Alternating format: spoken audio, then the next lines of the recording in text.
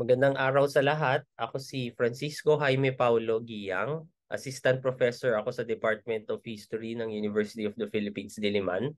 And member ako ng Tanggol Kasaysayan, Content UP at Abacada Network or Akademiya at Bayan kontra Disinformasyon at Dayaan. So itong presentation na ito ay hango mula sa ibang mga datos na nakuha namin sa aming fact-checking campaign ng Abacada Network. Yung fact-checking campaign namin, ginawa noong January to July 2021, yung kasagsagan ng election season, no? And I'm sorry, January to July 2022. Kasagsagan to ng election season, and every day kami nagpa-fact check. At sa proseso ng pagfa-fact check, nakakuha kami ng mga datos sa mga fake news na nakuha ng aming team online, at yung iba't ibang content ng fake news na nakita namin ng online disinformation. At marami dito ay mga historical distortions. Okay, so kaya ang title ng presentation na ito ay Identifying Historical Distortions, Nature and Traits of Online Disinformation. Kasi aalamin natin sa lecture na ito, ano ba yung characteristics ng online disinformation? Bakit siya ginagawa? No? At ano yung historical distortions? Bakit din siya ginagawa? And papaano tayo magde-detect ng historical distortions? Ano din yung kailangan nating tandaan na characteristics ng historical distortions na makikita natin online? At magbibigay ako ng ilang examples. Yung mga sikat na um, distorted narratives na madalas i-post ng iba't ibang mga troll accounts or iba't ibang mga social media influencers sa kanilang mga accounts, particularly sa Facebook, no, or sa YouTube. And sa pagtatapos ng presentation na ito, ang gagawin natin ay gagawin ko ay magbibigay ako sa inyo ng mga links ng open access resources na po pwede ninyong magamit kung may ma-encounter man kayong distorted narratives online. Pwede ninyong magamit yung mga materials na nasa open access websites na ito, open access resources na pwede ninyong mabasa or ma-download para kayo mismo pwede kayong mag-fact check. Okay, simulan natin sa isang survey. So noong itong survey na to ay ginawa ng Social Weather Stations or SWS. Ginawa nila from December 12 to 16, 2021. Ito yung buwan bago yung matinding elections campaign na talaga na January up to May 2022, no?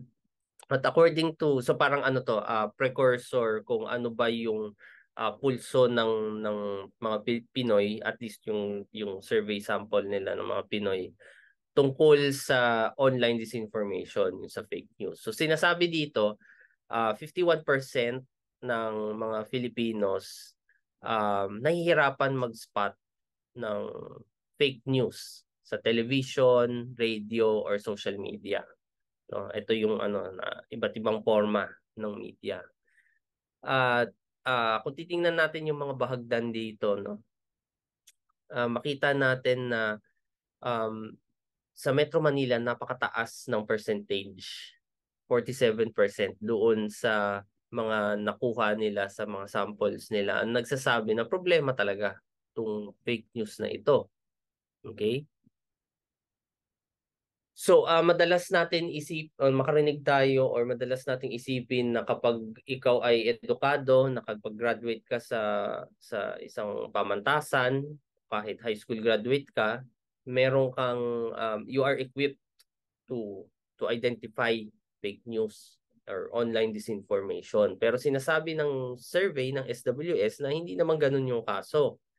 Kasi makikita ninyo dito, sa mga high school, junior high school graduates, for example, 48% ang nahirapan mag-spot ng fake news. At kahit college graduates, 43% sa kanila, hirap pa rin mag-spot ng fake news. Well, maraming factors na pwedeng magpaliwanag dito. For example, yung technology kasi, advanced na din, pwede ka mag-manipulate ng mga photos, for example. Or kung magpo-post ka ng naratibo online, you make it seem that it's so credible. Hindi ba? Pwedeng gawin yon. Okay? So, mataas pa rin yung percentage na so hindi totoo yung pag sinabi college graduate ka, dapat may critical thinking ka na ganyan, no? Hindi ka hirap. Hindi, may mga tao pa rin na hirap talaga mag-spot ng fake news. So problema talaga siya. And in a more recent survey, post-elections survey ng ibang surveying institution, yung Pulse Asia Research, nag-publish sila ng survey nila noong October 2022. Ginawa nila yung survey from September 17 to 21, 2022, tungkol uli sa fake news at online disinformation. Marami silang results sa survey na ito. Ilan lang yung mga i-discuss ko dito sa slides na ito, yung relevant sa ating lecture. So sinasabi na 9 out of every 10 adults find fake news is still a problem in the Philippines. So post-election scenario, so 86% ng kanilang survey sample. At interestingly, na-identify din nila kung sino ba yung yung sa tingin ng mga na-survey nila, sino ba yung mga promotor or mga peddlers na tinatawag ng fake news tungkol sa gobyerno at sa politika. So, nagtatop doon sa list na yun yung social media influencers, and then yung mga bloggers, and then yung mga vloggers or video bloggers, no? So, doon nila nakikita na ito yung mga peddlers ng fake news, disinformation. Okay. So, gaya na nabanggit ko kanina sa start ng presentation, lagi natin sinasabi no to historical revisionism. So, nabanggit ko na ang negative specifically, no, kasi pag sinabi mong historical revisionism, it's a general term. Pero pag sinabi nating no to historical revisionism, alam na natin kung anong ibig sabihin nun, yung mga distorted narratives. So nabanggit ko kanina, yung mga historical distortions, madalas ito na ito yung pinakatalamak na forma ng disinformasyon, mas lalo nung election season, noong January to July 2021, yung nakita ng aming grupo sa aming fact-checking campaign. Pero alamin muna natin, ano ba talaga yung konsepto ng historical revisionism. Yung historical revisionism kasi, ano lang yan parang simpleng, it's simple. It's a normal process that historians undertake, no, that historians and history researchers do. Na kapag may nakita kang bagong primary source yung tawag namin sa mga major sources na ginagamit sa pagbubuo ng historical narrative. Pag may nakita kang bagong primary source na hindi pa nagagamit sa kahit anong historical narratives, obligasyon ng historian na i-revise yung naratibo para magkaroon ng bagong or mas updated na naratibo, taking into account yung bagong historical source na available sa writer or sa historian. And kailangan i-consider itong mga primary source na to kapag sila ay credible at believable at valid, no? So meron tayong mga institusyon na nagde-determine ng credibility at reliability ng mga primary sources na nadi-discover. Kasi dapat aminin natin na hindi lahat ng primary sources meron na tayo sa ngayon. Maybe in the future may ma-obtain yung National Archives ng bagong set ng primary sources, for example. And ang mangyayari is that itong mga primary sources na to ay crucial sa pag-intindi natin ng nakaraan dahil meron silang mahalagang impormasyon na dinadala. So, it is the duty of the historian to revise history in a scientific manner. So, yun ang mahalaga. Scientific dapat. Meron kang step-by-step procedure na sinusunod. Scientific method. Okay? So basically yung duty o yung proseso ng historical revisionism, ano siya? It really challenges yung normal view natin ng history, or orthodox view natin ng history. Kasi ano siya, it offers something new dahil may bagong primary sources na kino-consider. So sinasabi nga ng historian na ito, na si James McPherson, sa isang article noong 2003, that revisionism is the lifeblood of historical scholarship. History is a continuing dialogue between the present and the past.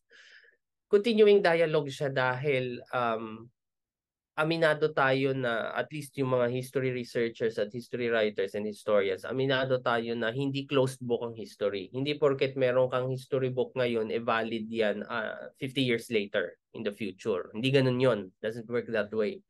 Kasi kung may ma-discover nga ng mga bagong primary source na valid at credible in the future, kailangan i-revise yung historical narratives.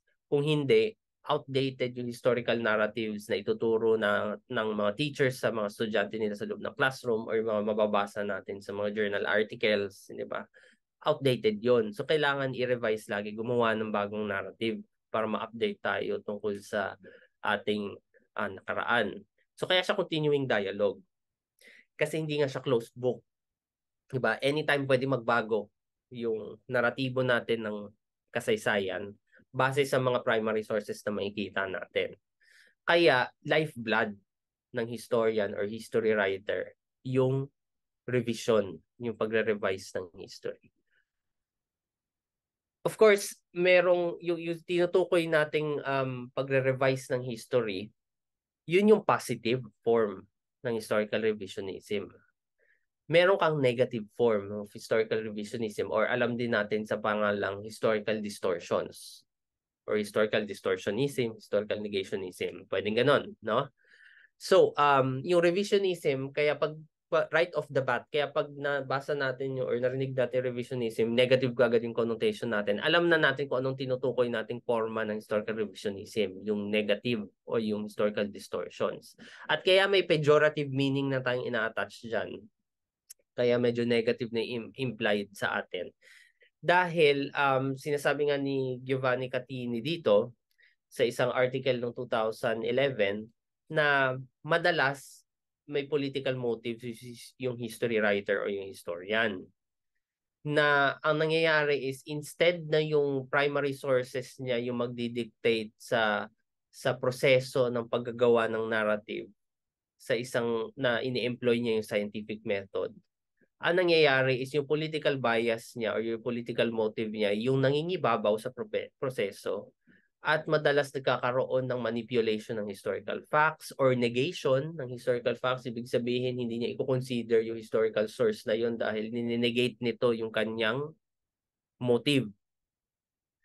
That is a complete opposite of the scientific method. Hindi siya scientific. Kaya may complete lack of scientific foundation yung mga negative historical revisionist narratives or historical distortions. Kaya pag narinig natin yung revisionism, tapos negative agad yung reception natin, alam na natin kung anong tinutukoy nun. Negative historical revisionism. Hindi yun yung normal na historical revisionism na ginagawa ng mga historians at history writers. So dito sa lecture ni Dr. Maria Serena Jokno, isa sa mga professor emeritus ng Department of History sa UP, pinapaliwanag niya talaga ng mas in-depth yung pagkakaiba ng positive at negative historical revisionism. So makikita natin yung recording ng kanyang lecture sa Facebook page ng HRVVMC, Human Rights Violations Victims Memorial Commission. Noong September 21, 2021 niya ginawa yung lecture na yan.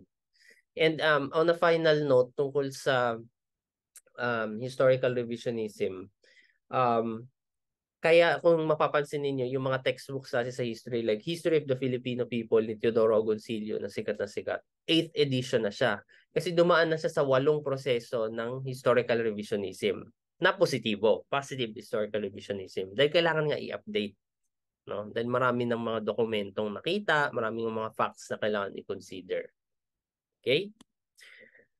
So, merong isang paraan para maaral natin yung historical revisionism, yung negative historical revisionism particularly, or yung historical distortions.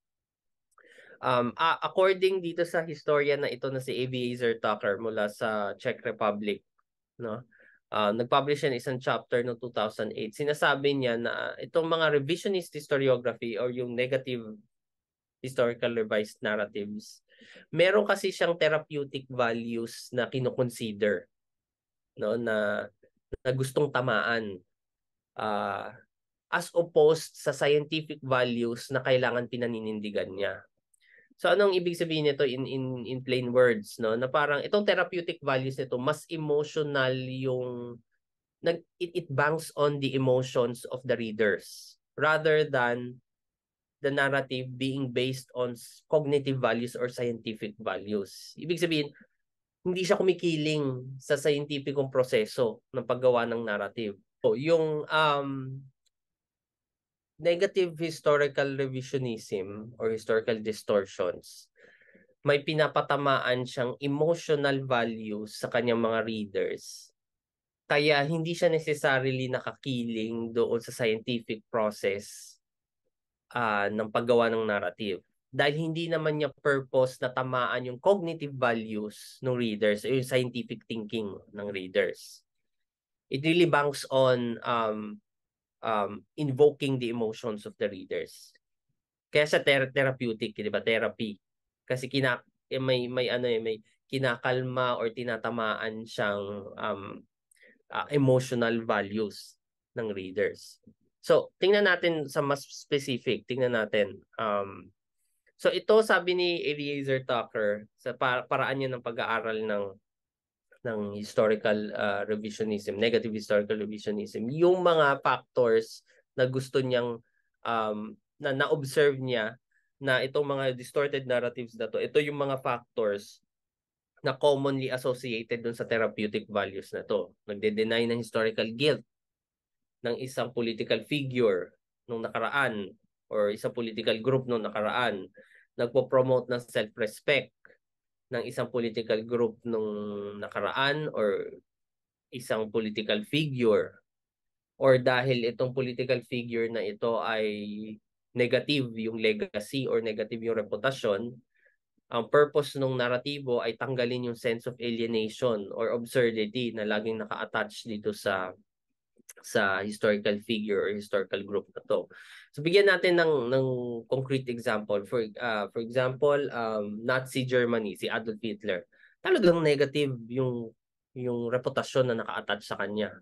No, dahil ano siya, pasista, tapos pasimuno ng genocide ng mga Hudyo, 'di ba? Mass murderer,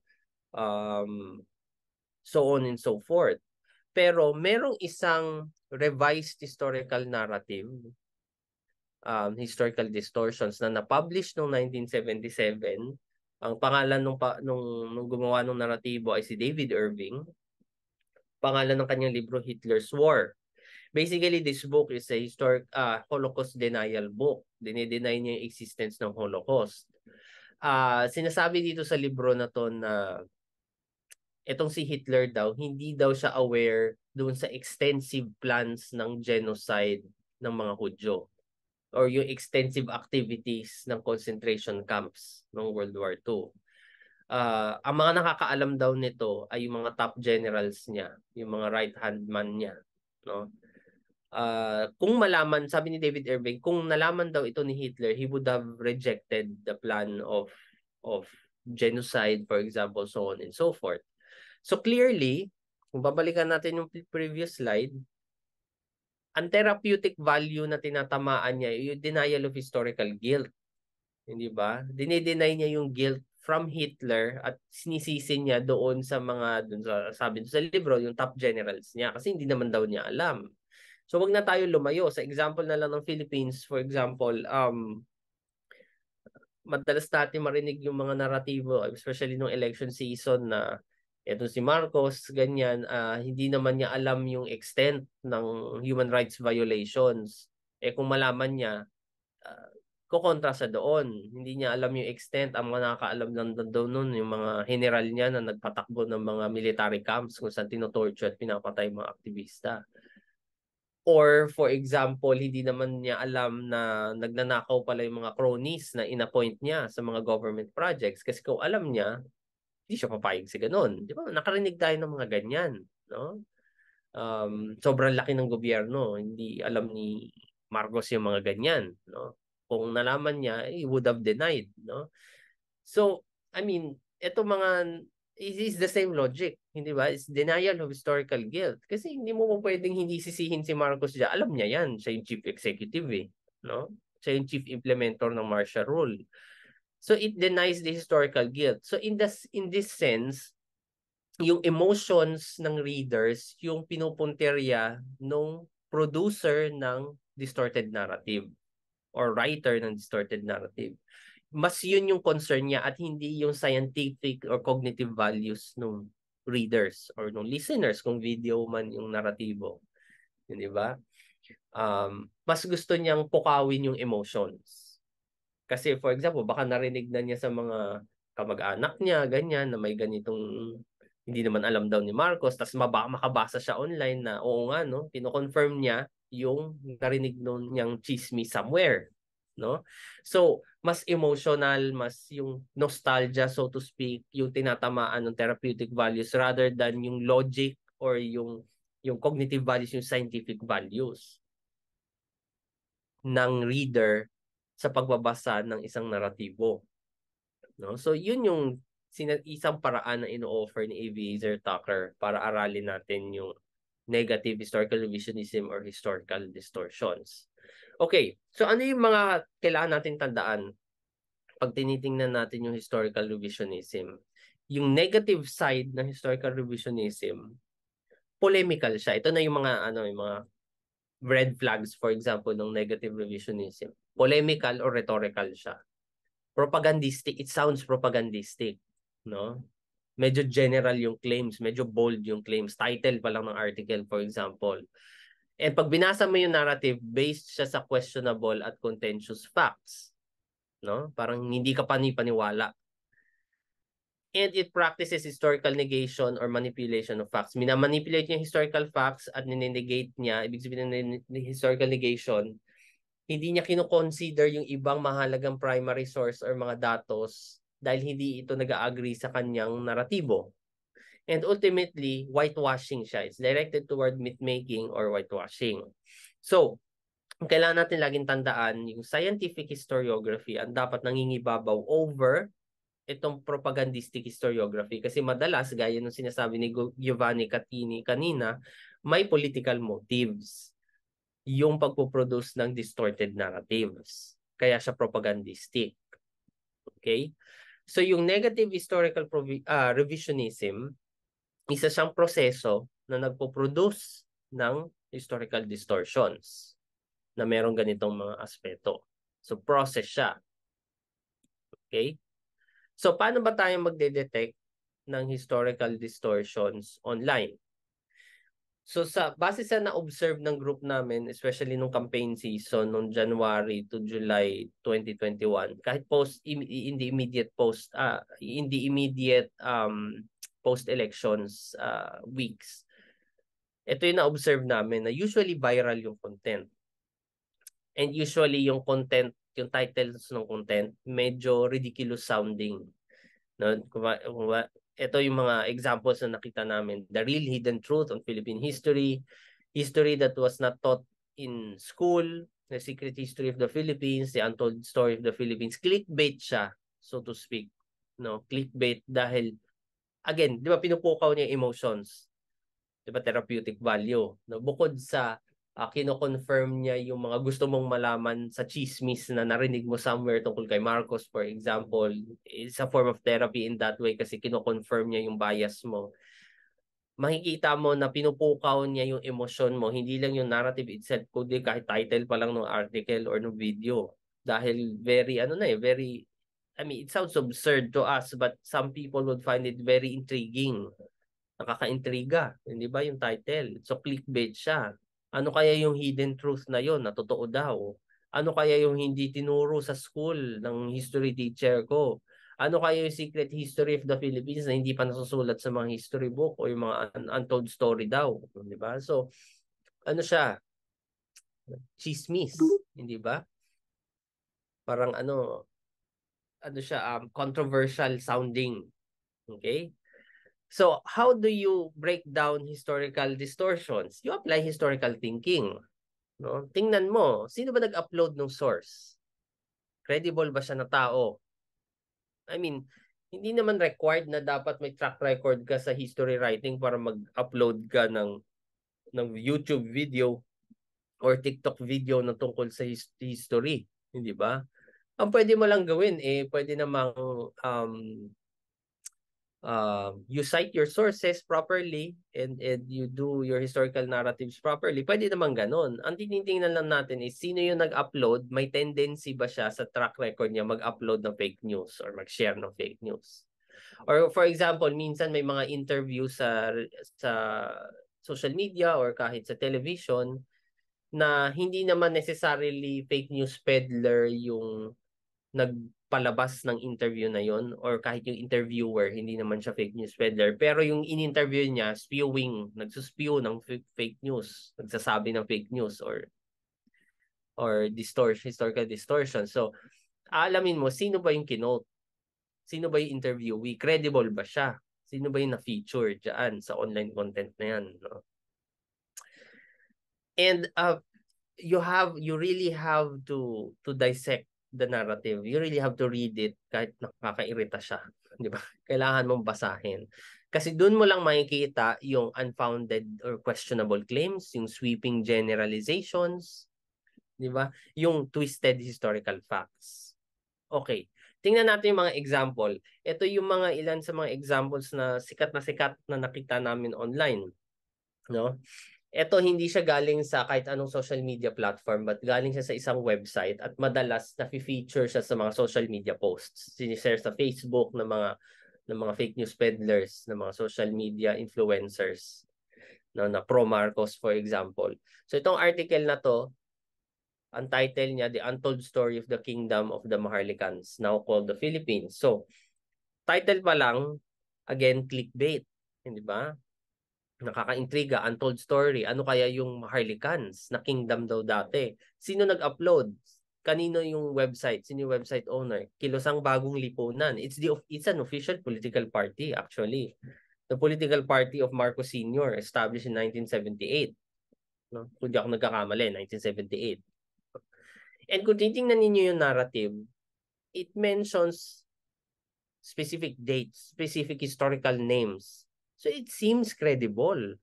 Parang kapani-paniwala siya. At into the article, kung babasahin natin, titingnan nyo dito, binabanggit dito yung 1949 daw, si Jose Antonio Diaz at Attorney Ferdinand Marcos, binigyan ng 192 metric tons of gold ng Taliano clan. So, ito na yung dito na nanggagaling yung Taliano myth gold, yung Taliano gold, no? At may specific address pa kung nasaan yung ibang remnants ng Taliano gold. Nasa Central Bank Minting Plant sa East Avenue, Quezon City. So madali na lang mag-fact check diyan. Tawagan niyo yung minting plant kung meron ba sa third floor basement nila nitong remaining 400,000 metric tons ng Taliano gold, no? So dito nanggagaling yung naratibo ng Taliano Gold, ng Marcos Gold, so on and so forth. Na noong 1949 daw, ang pinakamayaman ng tao sa Pilipinas, dalawa, Father Jose Antonio Diaz. Lalabas yan si Antonio Diaz sa iba pang fake news narratives at si Attorney Marcos bago pa siya maging presidente. So this just confirms yung mga naririnig ng ibang tao na imposibleng magnakaw si Marcos sa gobyerno kasi bago pa siya naging presidente, mayaman na siya. Dahil nga dito, 1949, may gold na eh. No? So yun yung purpose nitong mga narratives na to provide an alternative reality and to provide an alternative set of facts that is grounded on falsehoods to confirm or to placate, for example, kaya sa therapy kasi it placates something, no, it it confirms something from people who've heard about or read about the reality, that a false reality that the Marcoses were intensely rich before he even became president. That makes it impossible for him to steal. So ninenegate na niya, for example, yung facts about doon sa mga traces of graft and corruption nung panahon ni Marcos Sr. And it negates yung fact na merong kang na guilty ang mga Marcoses doon sa uh, um, cronyism, hindi ba? So it's actually a good tool for propaganda, pro-Marcos propaganda, this one. And it keeps getting reposted on Facebook and YouTube. No? And this is another example. Hindi naman tungkol sa mga Marcos, kundi tungkol sa mga Aquino. The people power, the hidden truths that the media is not telling us. So, hindi daw sinasabi ng media. Ano kaya yon? In-upload ni Pinoy Monkey Pride. So ang kailangan nyo gawin, I mean, it sounds ridiculous, but give it the benefit of the doubt. Pinoy Monkey Pride, sino man yan na maraming subscribers, 22.7k subscribers nung time na I think 2021, no? And tingnan nyo yung track record ng mga videos niya. Ano ba yung mga na-produce niyang content? May tendency ba itong mag-feature ng mga false narratives, distorted narratives? It's a 9-minute video that tells us about that the Aquinos were able to stage a people power because they had the resources. Mayaman sila. No, yun yung parang purpose nitong video na ito. Na hini-historicize niya na yung yaman daw ng mga Aquino nanggaling sa mga Luna. Kasi yung mga Luna mayaman yan eh. Juan Luna, Antonio Luna, mga elite yan sila. May mga land holdings sila. At may napangasawang Coangco, yung isa sa mga Luna, at nandun galing yung source of wealth na ginamit ng mga Aquino para patalsikin yung mga Marcos, no? I mean, that in itself is questionable historical narrative.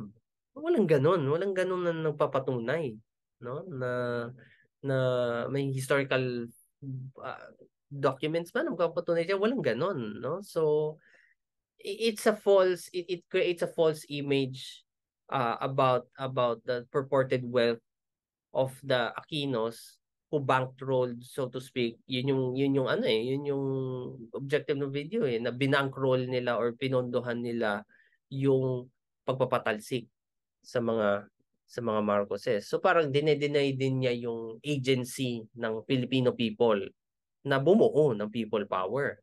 No? Sina-challenge niya yung ganong historical fact. Okay, ito isa pa tong example. Real talk about Marcos. Si Mr. Rio na maraming subscribers, 118,000 subscribers, no? So dito sa video na ito, 10-minute video, sinishare ni Mr. Rio dito yung fact na bakit justified yung martial law dahil meron kang looming communist threat. Napakadaming komunista na maaaring magpatalsik sa demokrasya ng bansa. Kaya napuwersa si Marcos na mag-declare ng martial law. Pero hindi totoo 'yun. May mga reports at mga journal articles na nagsasabi na in 1972, I mean, is less than 3,000 ang members ng Communist Party of the Philippines ni Jose Maria Sison. In 1969, for example, hindi pa umabot ng 1,000 ang kasapian ng New People's Army, NPA. So ano yung sinasabi niyang may looming communist threat na maaring mapatalsik ang demokrasya with what? Less than 5,000 people? Mas marami pang ang mga tao ng Philippine Constabulary at ng Philippine Army kaysa sa kanila. The statistics in the data would show you otherwise. And this is, of course, a tool for propaganda against that would boost the narrative of the necessity for the declaration of martial law, no? So kailangan ma-fact check yung mga ganitong mga naratibo. So ito medyo mahaba-habang video.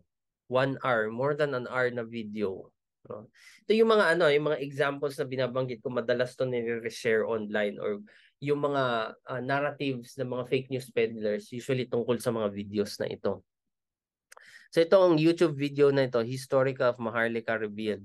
Ang nag-produce ng video, The People of Maharlika. May Facebook group din sila na may 6.6 thousand members, no? Siguro yung iba dyan empty accounts, hindi ba? So, 1 hour video. Tungkol saan ba tong video na ito? Itong video na ito, ini-interview niya yung so-called heir or descendant ng Taliano clan. Ayan na, yung iba-ibang mga videos. Nagpo-produce ng mga narratives tungkol sa Taliano gold. Ayan. So dito sa 1 hour video na ito, ang purpose niya is merong interviewer. So tatanungin mo sino yung interviewee? Si Prince Julian Taliano. No? Tapos ini-explain niya na meron siyang 3 land titles na magpapatunay na siya yung owner ng Pilipinas. Yung pamilya niya yung owner ng Pilipinas, yung Maharlika, yung Kingdom of Maharlika at yung Taliano clan. No? Kasi no pre-colonial times daw, bago dumating yung mga kolonisador, meron kang Kingdom of Maharlika na sobrang yaman. Kaya niya i-match yung yaman ng ibang mga kingdom sa Southeast Asia. Na-fact check na namin ito So, tiningnan namin yung mga Southeast Asian history books. Walang pagbanggit sa Kingdom of Maharlika. Maharlika, the term itself is a social class for the Tagalog communities. Nababanggit yung Maharlika sa Blair and Robertson, 55 volumes of Blair and Robertson, na primary sources tungkol sa Spanish colonial Philippines, 16th century onwards. Maharlika pertains again doon sa Blair and Robertson. Kung hahanapin mo yan, binabanggit siya, pero it pertains to a social class, not to a kingdom. And sa mga pag-aaral ni William Henry Scott, na inaral niya nag-produce siya ng mga books tungkol sa pre-colonial Philippines, walang singular kingdom na namuno sa Pilipinas. Puro independent kingdoms tayo, independent communities, independent barangays. Walang singular, walang Talyano, no? Sa Southeast Asian history books, kasi ang sabi kaya i-match yung yung Kingdom of Maharlika, kaya niya i-match yung kingdom sa mga Southeast Asia. So nung panahon na sinasabi nitong ni Prince Julian Taliano na nag-exist yung Kingdom of Maharlika, panahon na yun na mamayagpag yung Kingdom of Majapahit sa Indonesia, and wala kang primary source na nagsasabi wala na nakipag-interact yung Majapahit sa isang Kingdom of Maharlika sa Philippine Archipelago. Walang ganon. So it was constructed, obviously. At kung babalikan mo yung sinasabi ni Aviator Tucker, pinoprove niya ngayon yung fact na inaano niya nire-reinforce niya yung self-respect, so to speak, nitong purported Taliano clan. Kasi wala naman sila it's a name usually attached to fake news, di ba? Pag narinig mo yung Taliano. So ang ginagawa nitong mga ganitong video materials, binuboost niya yung self-esteem or binuboost niya yung reputation, quote unquote, to challenge the absurd reputation that they have. So yun yung purpose kasi ng mga distorted narratives online, no? This last example that I have is or not the second to the last example that I have is itong ang lihim na natuklasan. It's an 11-minute video that purportedly connects Marcos to Rizal na hindi daw tinuturo sa mga historical narratives. Dami niyong views, more than 400,000, almost 500,000 by 2021. And ang nag-upload si Tuklas Nicolas. Again, you have to look at the video, the track record. Ano ba yung mga videos na ina-upload nito? Credible ba siya? 11-minute video. This is an absurd example of a fake news, of his distorted narrative. Na kung natatandaan nyo kanina, di ba may doon sa website, merong ito si Father Jose Antonio Diaz. Dito siya ngayon papasok, si Father Jose Antonio Diaz. Na sinasabi daw, si Rizal daw, hindi daw talaga namatay. Hindi siya talaga na-execute. Dahil sobrang precious siya para sa mga European. Kasi ito si Rizal, sikat naman talaga siya. Sikat siya sa Europe din. And kaaway niya Spain. Obviously, December 30, execution niya eh. So, hindi talaga siya na-execute. Hindi alam ng mga Espanyol na nagpretend lang siyang patay. Kasi kinailangan daw niya mag-pretend siyang patay dahil secretly itatakas siya papunta sa Europe sa mga kakampi niyang European monarchs sa France, sa Austria, sa Germany for example. Doon siya magtatago at kunwari patay na siya. Because he is too precious to die nga. Kasi he's a very good vision for the Philippines in the future. So, nung nagpunta na siya ng Europe, akala ng mga Espanyol, napatay na nila siya dahil na-execute nila, di ba? He took on another identity. So, binago niya yung pangalan niya. Naging pari siya, Father Jose Antonio Diaz. Yun yung nagbago niyang pangalan. And nung World War II daw, sabi dito sa 11-minute na video na ito, nung World War II, na-integrate na siya sa religious community sa Rome to the point na naging ano siya, naging, ang tawag dito, naging head pa siya ng Jesuit order. Di ba? Naging head, so ridiculous. Naging head siya ng Jesuit order nung panahon ng World War II. And ang kwento pa dito sa video, hindi nyo makikita yung name na Father Jose Antonio Diaz as head of the Jesuit order sa Rome no World War II dahil war years daw yun. Magulong documentation, hindi na-record yung pangalan niya. But what is so significant that is related to the Marcoses about this purported new identity of Jose Rizal? Ang sinasabi dito is that dahil si Hitler ay kinocolonize na o ina-expand niya yung empire niya noong World War II, itong mga European monarchs na alam na nagtatago si Rizal sa Europe under the name of Jose Antonio Diaz, in-entrust nila yung kayamanan nila kay Rizal. So it's another version of the wealth, di ba? So in-entrust nila yung kayamanan kay Rizal at nung panahon ng World War II, tinago niya ito away from Hitler kasi si Hitler ina-expand niya yung empire niya, kinukuha na niya yung kayamanan ng iba't ibang mga bansa. So siya yung nangalaga sa kayamanan ng mga European monarchs. After World War II, napaisip siya na parang bakit hindi na lang ako bumalik ng Pilipinas, dalhin ko tong kayamanan na to para tulungan yung mga kababayan ko. Yun yung sinasabi ng video na yan. No, pumunta siya ng Pilipinas, dala-dala yung mga yaman, mga ginto ng mga monarchs na ito at kailangan niya ng lawyer na kailangan mag-defend sa kanya. So doon papasok si Ferdinand Marcos. At siya yung hinire niya ng lawyer, binigyan niya ng ginto si Marcos. So it's another version of the Marcos wealth, purported Marcos wealth. But it's still the same na may nakuha si Marcos ng mga ginto bago siya maging politiko, no? And you have the same historical figure, you have the same name, Jose Antonio Diaz, appearing in two different narratives, two versions. No? Of course, it's easy to dispute this. May mga boto may mga boto si Rizal na execute siya. May mga eyewitness accounts. So it's impossible. It's a ridiculous version of a fake news in another version of the Marcos Gold. Etong tawag dito conspiracy theories naman, no? Conspiracy theories, so kung makikita ninyo dito sa screenshot na ito na parang ang purpose niya is takutin yung mga tao, again, to stir the emotions dahil ang mga Marcos wealth lang daw yung magsasalba sa Pilipinas sa mga global elites dahil meron daw silang yung mga global elite daw ng lahat ng gobyerno, may sabuatan daw yan para tipunin lahat ng kayamanan. So si Marcos lang daw ang magsasalba noon. Ito si Filipino Future. 321,000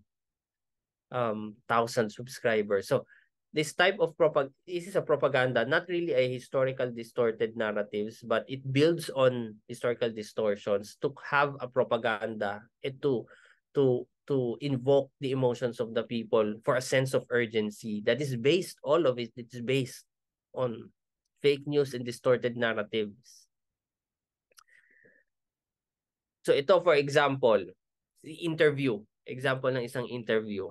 Ang uploader, Bongbong Marcos, of course. Hindi ba? So, kung tatanungin mo pa lang kung track record niya sa credibility ng fake news or what, di ba? Questionable na. Ini-interview niya si Enrile na eyewitness daw to history. Eh dito sa video na ito nung 2018, di ba? It became viral dahil basically yung sinasabi ni Enrile kay Marcos dito habang in-interview siya um valid ang martial law. Basically it's all pro Marcos pronouncements that inambush talaga siya, di ba? That forced Marcos Sr. to declare martial law kasi nagkakagulo na-ambush yung defense secretary niya. Si Enrile dati ay defense secretary ni Marcos Sr. Ang tanong dito is not really sa uploader but doon sa ini-interview si Enrile. Credible ba si Enrile? The source? Ilang beses na yan siya nag-flip-flop ng accounts niya. Nung sumali siya sa People Power, sinabi niya na staged ang ambush. Inutusan siya ni Marcos na stage yung ambush dahil kailangan ng mabigat na dahilan para mag-declare ng martial law. Tapos doon sa memoir niya, yung biography niya, sinasabi niya na hindi daw stage. Yung ambush, totoo daw ito.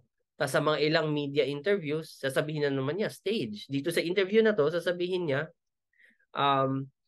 hindi staged yung ambush sa kanya. Kasi malala na yung problema ng komunismo. So, as a source for a historical account, credible ba si Enrile? Dahil nag-flip-flop siya? Medyo hindi. Hindi ba? Hindi talaga. So, kailangan natin isaalang-alang yung mga ganong mga bagay. O for example, ito. Controversial interview ni Tony Gonzaga, isang sikat na artista at influencer kay Bongbong Marcos. So, tatanungin mo, credible ba yung ini-interview niya? Of course, may biases yan. No? So, you have to be critical about that. And sino ba yung nag-upload? Di ba? Kilala naman na yung pamilya niya ay pro-Marcos. Di ba? So, you have to take these things into consideration and dissect the pronouncement, the interviewee's questions and the answers of the interviewer. I'm sorry, the interviewer's questions and the answers of the interviewee, which in this case is Bongbong Marcos.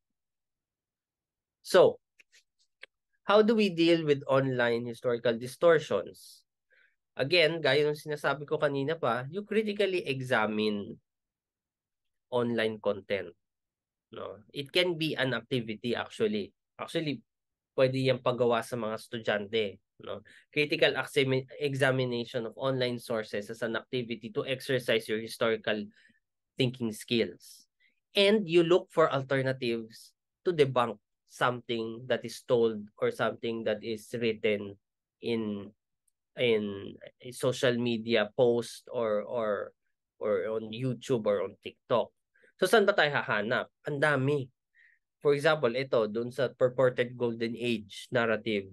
Datos ito nila JC Punong Bayan at Kevin Mandrilla na available online yan sa Rappler, no? Ito, mga datos, hindi ba? At yung mga datos na yan, kung titingnan ninyo yung footnote, data from PSA, Philippine Statistics Authority. Hindi yan yung tipong data na sila lang yung nag-conjure up or what. Hindi ba? So that's really hardcore data that you can use to debunk historical distortions. Or for example, bayani nga ba si Marcos, di ba? Isa sa mga laman ng fake news yung kanyang narrative na war hero daw siya. Ito pwede niyong ma-download to online sa may links dito ang National Historical Commission of the Philippines sa kanilang website. Noong 2016, nung nilibing si Marcos sa libingan ng mga bayani, it's an examination of his medals and his war record. Yan, primary source talaga.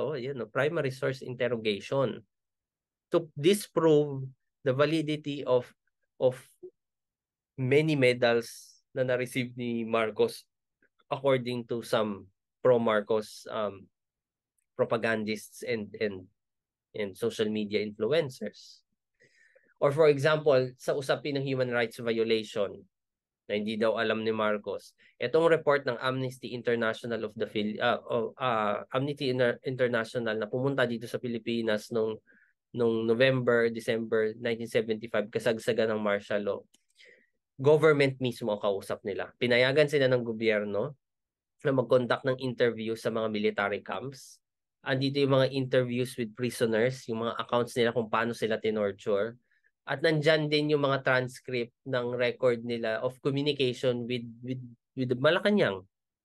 No? So hindi imposible sabihin ni Marcos na hindi niya alam. Kasi alam niya na may record may official record na dumalaw yung Amnesty International sa Pilipinas para interviewin yung mga political prisoners. Yan, mga incidences of torture.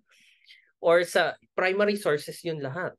Sa mga secondary sources, ito, magandang source to, na available online, pwedeng i-download.